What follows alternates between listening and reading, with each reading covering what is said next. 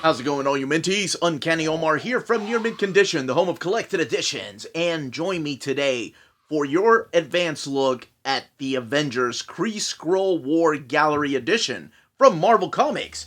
So let's go ahead and get started.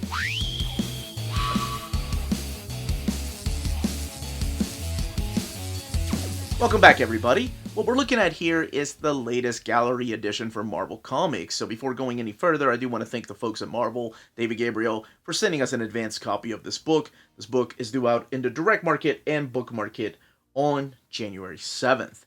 And what I mean by latest edition, these are all of the gallery editions that I have so far that I've kept. I've given a few away on the channel. They are right next to the Treasury editions, but these are hardcover, so let's shift the focus back to this. So yes, these are hardcover oversized editions to kind of give you an idea of how big they are. Actually, let's look at this quick. Avengers, the Kree Skrull War. And here you have some of the key players: Quicksilver, Vision, Scarlet Witch, and Goliath. Who the heck is that guy? You'll learn today. And the back of the book, featuring all the covers of the issues collected in here. The ISBN being $44.99. And rated T, Avengers, an all-time cosmic classic and one of the most important Marvel stories ever told. That is fact.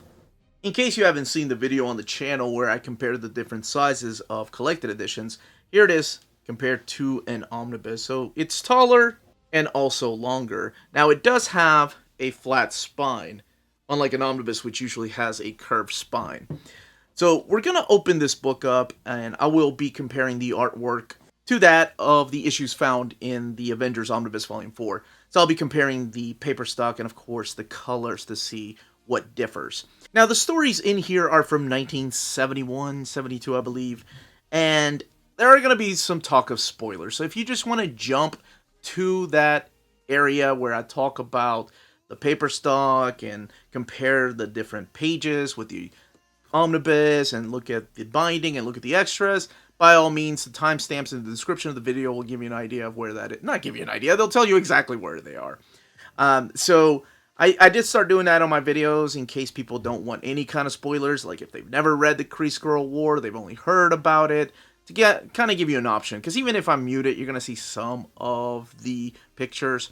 Now, for people that don't care about spoilers, because these stories are from 1972, 1971, or for people that have already read it, let's go in this overview with a little more in-depth. So, normally I do minor spoilers for my overviews. This time around, I'm just going to go ahead and say spoilers, because I am going to be talking about the story. Alright, let's get started. Okay, let's crack this open. And as you can see, this is one of the covers right here that is framed. And we have some black end paper. Avengers Kree Skrull War, with this picture of Rick Jones falling through. Here are your credits: Roy Thomas, Neil Adams, Sal Buscema, John Buscema. Here are your inkers: Tom Palmer, Sam Granger, Sal Buscema, just to name a few. And then we have the letterers here, the cover artist, the art and color reconstruction, not restoration, and then Avengers created by Stan Lee and Jack Kirby. Here are all the folks in the collected editions department. This is a really interesting picture because this is the one that Neil Adams had to change because he accidentally drew 6 fingers on Rick Jones.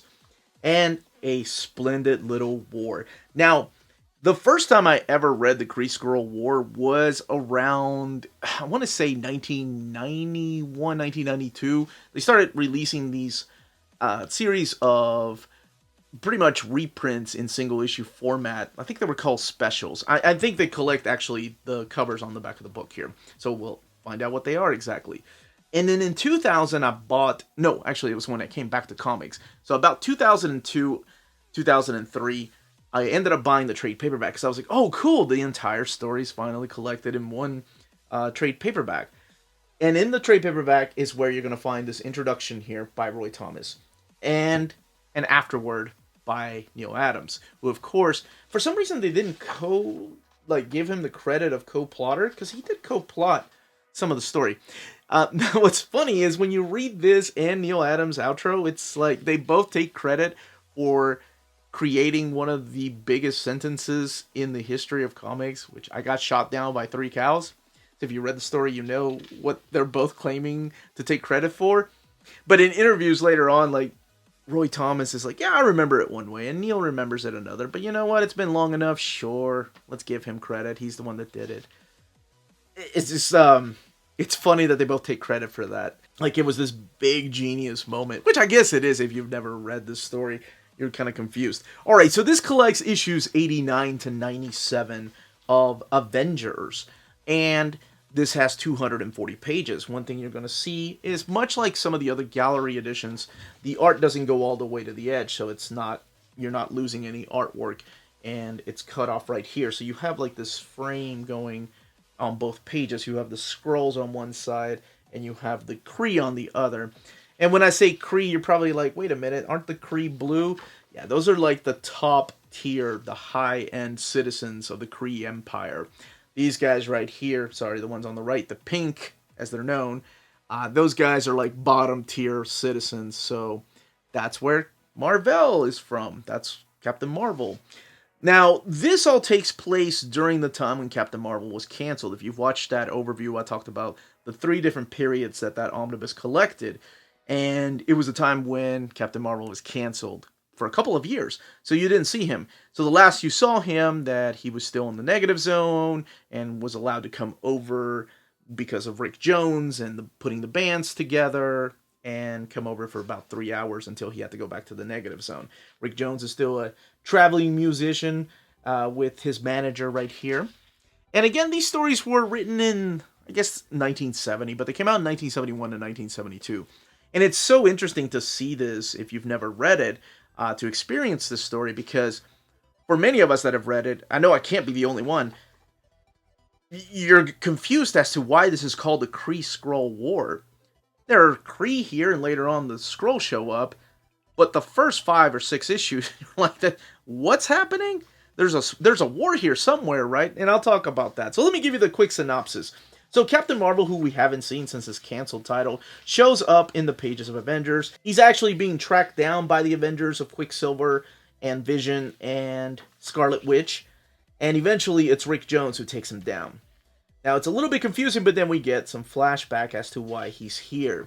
We see it through the eyes of Rick Jones. So what is happening is that Captain Marvel has figured out a way to get Rick Jones out of the negative zone so they can both coexist.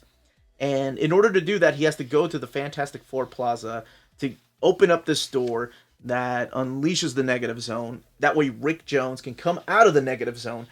Unfortunately, Annihilus also comes out of the negative zone. The Vision sends out a distress call saying, hey, someone's broken into the FF headquarters. Get in the Quinjet. We gotta bounce. So that's where they go. And they find, of course, a little bit of confusion. They fight Annihilus, and they end up trying to track down Captain Marvel. While he is successful in getting Rick Jones out of the negative zone, he has absorbed a lot of that lethal radiation from the negative zone. So the Avengers are looking for him, and he takes the Quinjet from them.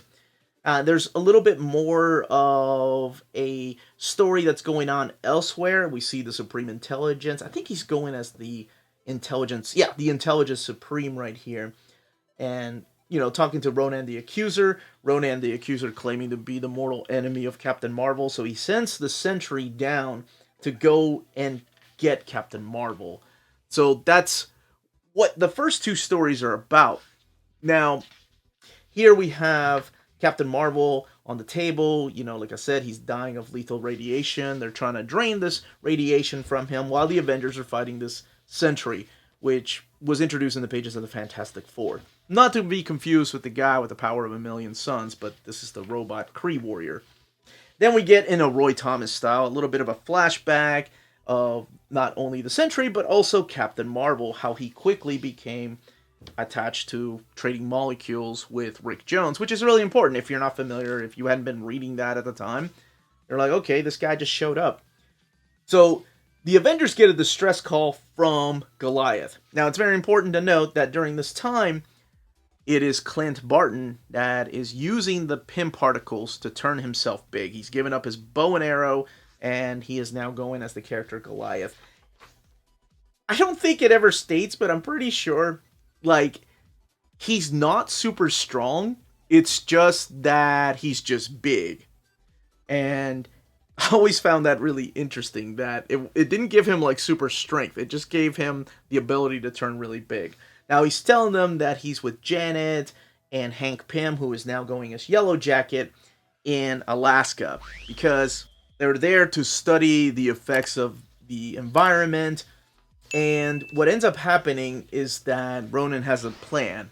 He unleashes this thing called Plan Avitus, or Atavus. Atavus is what it's called. And it's pretty much to turn humans into the primal stage of our evolution. So turning us into cavemen. And he turns it on the Avengers at first. Yes, this is one of those moments of Hank Pym, in order to save Janet, he backhands her off of the Dragonfly. I think that was always a thing. I remember doing an old reader, new reader, and I always wondered what Maddie and Amanda thought of that scene. But they realized, these were comics of their time, and they weren't the kindest to the ladies back then. But that is one of the, not the scene that people think about with Hank Pym and Janet, but that's one of the most interesting ways to get your wife off of a dragon. You're worried about her life, right? You're worried about her being affected by this beam that is going to turn you into a Neanderthal. But I think there would have been a better way of like, get out of the way. Anyway, where was I? Okay, so yes, they get turned into caveman. He goes after her. Yeah, this is so much more fun to do with spoilers. Okay, and then Goliath is now being controlled. He's been brainwashed by, of course, Ronan. Now, here's a reminder of what all of this is, what the backbone of this story is. Ronan, during this fight, gets a call from the Kree Empire going, whoa, dude, don't forget, the Kree galaxy's at war. There's a huge intergalactic fight in an assault from the Skrulls. And Ronan's like, oh, man, all right, I'm out of here. And the Sentry decides, well, I have no purpose anymore. So he decides to just blow himself up. So the Avengers and the scientists that were all up there get turned back to normal after this huge fight. And this is, again, Sal Buscema drawing these issues. This is where this gets pretty interesting, because from there, they come back to the Avengers Mansion, and because of Captain Marvel and his existence, it's revealed that the scientists told the authorities that there was an alien amongst them. So the government started this Alien Activities Commission. And there's a senator. His name is Senator... what is it? I think it's William H. Or maybe it's H. William... His last name is Craddock. This guy right here. So this is Senator... Warren. H. Warren Craddock. That's his name. So it's all being formed and led by him. So, the Avengers are like, no, without Mar-Vell, we wouldn't have been able to beat those people. Now, the other person that plays a role in this is this young lady right here, Carol Danvers, who appeared in the pages of Captain Marvel. Now, this is before she became Miss Marvel and eventually Captain Marvel herself. But she was just a friend of Captain Marvel. And the Avengers are like, go and hide him in a farm somewhere. So they do. She takes him and they go and hide on a farm. And at the very end of all of this, because they're not happy with the Avengers, people go and break into the Avengers Mansion and they just tear it up. And the real Avengers, these three guys right here of Captain America, Iron Man, and Thor come in and they're like, oh, what happened to our mansion, man? Get out of here. So they fire the Avengers. The Avengers are disassembled. And these four right here, Goliath, Vision, Scarlet Witch, and Quicksilver, put their heads down in shame and leave the Avengers Mansion. In steps Neil Adams. So this is where Neil Adams and Roy Thomas worked together again. They did it in the pages of Adjectiveless X-Men before it was canceled. And this is really where the Kree-Skrull War starts happening. You have Hank Pym back, but now he's dressed as Ant-Man, his original Ant-Man outfit. And the Vision stumbles in and is just talking gibberish. And the Avengers are like, what's going on? So Hank Pym, oh my gosh, just look at this gorgeous page right here. I've always been a fan of this piece right here. This is one of my favorite pieces of any comic. That is just the angle. the details, it's just amazing. So Ant-Man goes inside. It's kind of like, Journey to the Center of the Earth to repair the Vision. So that's what he ends up doing. And the Vision's like, look, after you guys fired us, we went to the farm and these 3 cows shot us down. The Avengers are like, what are you talking about? We didn't fire you. And he's just as confused as the reader. What do you mean you didn't fire us? You told us to leave. And we went to the farm to go see what Captain Marvel's up to. And that's where 3 cows shot us down. And then the cows turned into the Fantastic Four. And he was able to just put himself in a state of suspended animation and come back to the Avengers Mansion. So it is revealed that, of course, those 3 cows were 3 Skrulls. And these were cows from the Fantastic Four 2, if you remember that ending. The original Fantastic Four 2 ending where they kind of hypnotized the Skrulls into thinking they were real Earth cows. Now, if you're wondering why there were 3, does that mean that we as humanity accidentally ate one of the Skrulls thinking it was a cow? No, that all comes to play, of course, later. So Mar-Vell is captured by the Skrulls, and they want this weapon. They want him to make this weapon that only the Kree know how to use, but in their hands, they'll use it to destroy the Kree Empire. So that's the big role that he plays, and this is so awesome right here, just the panel layouts. And Rick Jones, of course, coming in to save the day, everybody's favorite sidekick. This is the first appearance of the Mandroids, because the government sends in these Mandroids to take down the Avengers because they think they're ailing Captain Marvel.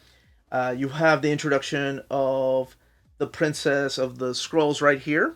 This is Annelle, who will play a bigger part later on in Marvel Comics. And then this is her father right now, who is king of the Skrull Empire. Now, one of the things I didn't specify is, why did they come to Earth to begin with? Well, they want to make Earth a battleground for the big Kree-Skrull war. That's why they want to take over Earth. So kind of like what World War II did with the Pacific Islands. They want to make Earth their battleground, and of course, we happen to live here, so hey, Avengers assemble. That's kind of what started all this. But you really don't get to find out everything until about half the story, when the Kree and Skrull actually show up. So twice, Captain Marvel is told to build this big weapon, this Omni-Wave, and he builds it and destroys it. I always thought that was hilarious. Like, he's just like, yeah, I can build it, but nobody gets it. So, in the middle of all of this, you have some Avengers that are captured. So, the characters of Quicksilver and Scarlet Witch and Vision with Captain Marvel are all captured by the Skrulls. And this is really where we see the blossoming of this romance between Quicksilver and Scarlet Witch, where she wants to kiss him and he's like, no, I mustn't. I'm just an android. I don't deserve human love. Cute, innocent, like real love. Except they're not, he's not human. So this is the Mandroid story where they go in. And in the middle of all of this, Triton shows up looking for the Fantastic Four. But since he can't find them, he asks the Avengers to help him. So apparently in Attilan, where the invaders, the Inhumans live, Maximus has overthrown his brother Black Bolt with the help of the Kree Empire, you find out. So the Avengers decide to aid Triton and go and locate Black Bolt and help them, the Inhumans, to kick Maximus out. And then they say, now we're going to space, because now they need to go and rescue the rest of the Avengers. So that's where they go in and get in the middle of this huge Kree and Skrull fight. Now, you probably have heard how important of a character Rick Jones is, and a lot of it has to do with this story here. Especially like in the pages of Kurt Busiek's Avengers Forever, you see the importance of Rick Jones, and he has been an important character throughout the different Marvel comics, whether it's Captain America or the Hulk, where he originated from. But in here, you get to see the big role that he plays. He's trapped in the same little room that the Supreme Intelligence is trapped in, and yes, Ronan has gone through some changes. He is now wearing his green outfit, because this is that kind of conquering day. And in this room is where Rick Jones finds out that it has been the Supreme Intelligence playing everybody, and using and manipulating everyone because he knows the outcome of everything, including Rick Jones's role in here. So the Supreme Intelligence, or as he is known as during this time, the Intelligence Supreme, unlocks this hidden power inside of Rick Jones. What the heck is it called? Like, it's some kind of Destiny Beam, Destiny something. Forgive me. It's been a minute since I've read this, but I think it's like the Destiny power. Alright, so what Rick Jones does with this Destiny power is he sends this wave. He awakens these Golden Age heroes, because he's talking about how pure and innocent the days of the invaders were, how much those classic heroes are missed, and he summons those heroes from the Golden Age to fight the Skrulls. And this is really how the war is ended. And I love the way that each of these characters kind of introduce themselves through panels right here, like the Patriot or the original Human Torch, or sometimes it's through dialogue. But you have characters like the Flaming Skull here, the original Vision, who help put or take out the Skrull army. Now, it is Big John Buscema that ends up finishing the story. You know, the final, I think he does the final 2 issues after Neil Adams leaves the book. It is interesting to me how, when you think, or at least when I think of the Kree-Skrull War, I always think of Neil Adams, but I don't think he could keep up with the monthly schedule, so it was Big John Buscema that ended up finishing out the story. And of course his brother, Sal Buscema, is the one that started it. So here's the outro I was talking about. 3 cows shot me down.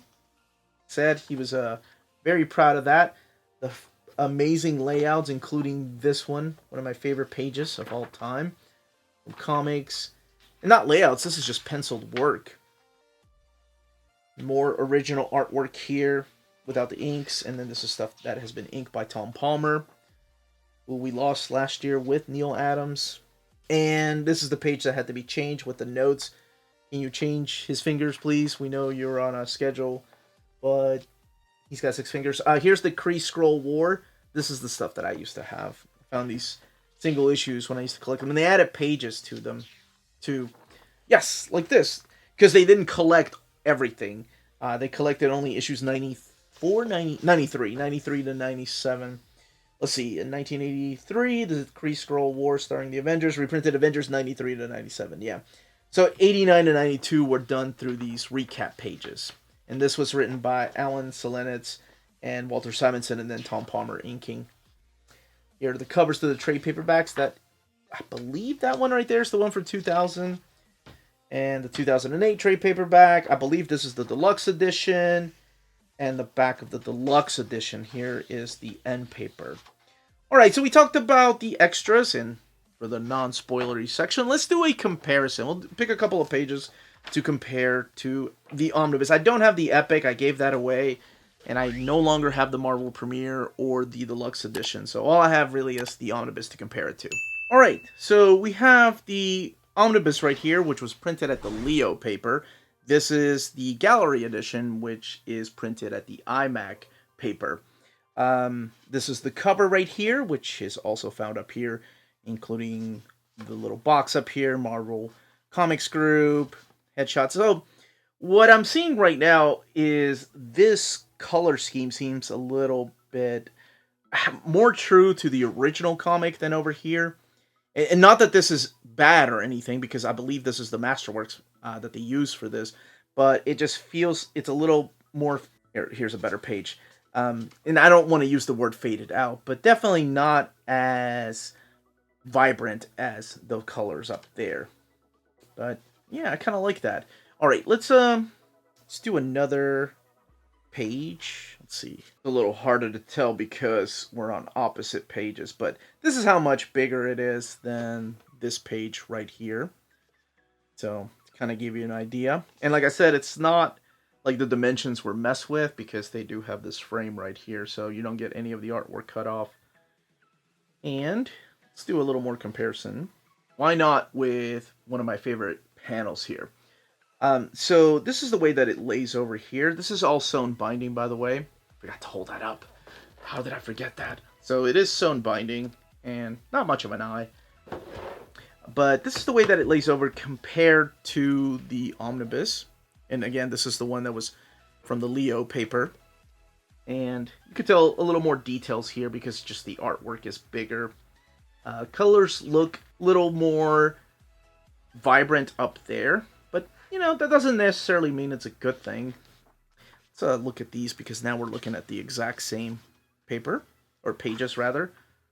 And this Neil Adams wonderful artwork in oversized panels. So the colors are just a little bit more vibrant up in the Omnibus collection. I believe that's to do with the paper stock.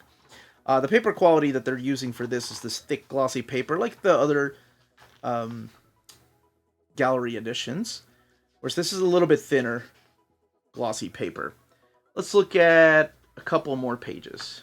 And looking at one of the best splash pages. I just love Triton coming out of the water.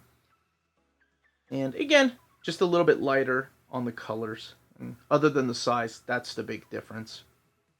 We'll look at one more page. We'll do the extras in the back because here we have the reprint of the Kree Skrull War special.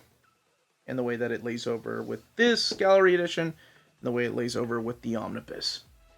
But that's it. That was the comparison. And again, if you didn't want to know any spoilers, you could have skipped to this section. Realized that I have the standard edition cover. I actually don't mind that. I know most people that love this era have to have the classic cover. That's it. That, as they say, is that. If you're interested in purchasing this book, don't forget to check out our sponsor, cheapgraphicnovels.com, your online home for graphic novels and collected editions up to 50% off cover price. They have excellent shipping and prompt and helpful service. Check out their bargain deals for up to 90% off cover price. And don't forget that CGN also takes pre-orders. That way you don't miss out on the hottest releases. And they are currently running a special promotion for you Minties. If you're a first-time customer, after receiving your order confirmation email, reply back to that email and let them know Near Mint Condition sent you their way. They will then apply a free shipping promotional credit to your next order in the US. Cheap Graphic Novels, your source for the hottest books with the kind of deep discount, quality shipping, and customer service that will keep you coming back for more. And that was the content, the page count, and build of this gallery edition. Let me know in the comments down below if you are picking this up, if the Kree Skrull War is one of your favorite stories that you have to own in huge oversized format, if you're happy with the Epic Collection, the trade paperback, the deluxe hardcover edition, the omnibus edition that the story's already been collected in, and what you consider the best Avengers story that should be in gallery edition. I have to think about that one for a little bit. I know most people watching my channel probably think I'm going to say Avengers The Crossing, but honestly, one of my favorite stories that has the Avengers in it that deserves to be in Gallery Edition is the phenomenal Last Avengers story by Peter David and Ariel Olivetti. I would love to see that collected in a big format like this. Again, what would your favorite Avengers story be collected in this particular format? Let me know in the comments down below. If you have any questions, leave them down below. And what you think of the new format. Do you like me splitting it up and putting the timestamps in the description of the video, making sure that nothing gets spoiled for anybody, even though we're talking stories from 1971, 1972, I think. But that's it, everybody. Stay healthy and safe out there. Much love.